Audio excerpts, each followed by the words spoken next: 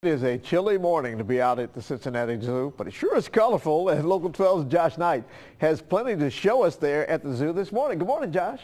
That's right. Good morning, John. We are just past peak here for zoo blooms, but if you look behind me, there are still some beautiful colors to see. And one of the neat things, you can find out what's in bloom, what's looking the best on the zoo's website. We'll link to that for you as well, so you can know before you come in what you're looking for, what flowers are looking their best. Take a look. This is some video from earlier this season, and you can see just how vibrant some of these colors were.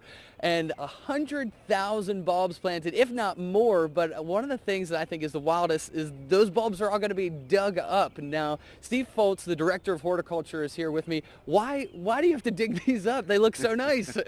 Well, unfortunately, they won't live very long. And by the time, if we left them next year, they would look horrible. There would be like 20% bloom.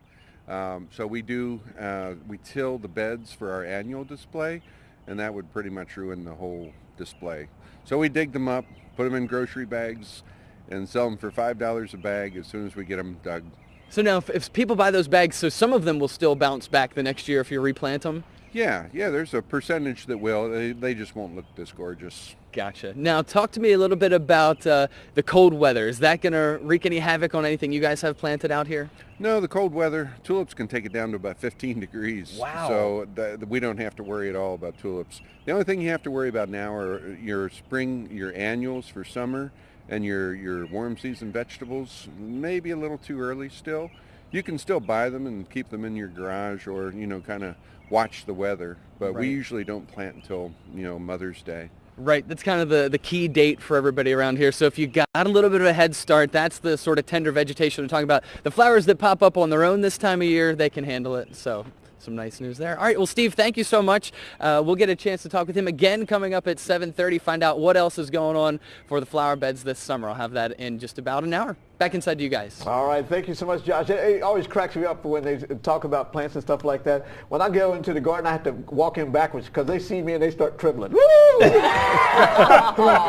Fun to death, my friend. There it goes, worse than frost. You know what I did? I planted some daffodils in my driveway. I ran over one of them. Oh. I did, right by the driveway. I just daffodil pulling out of the killer, garage, went over a little dude. too far. Daffodil killer. I am. She hates the tender vegetation. And I didn't know that tulips are not tender vegetation, apparently. No, they do tough. pretty well in the Tulips cold. tough, not tender. That's why I have some in my yard. That's one of our mottos, They'll survive Only there. ones that can survive me. the Tender Vegetation Protection Society.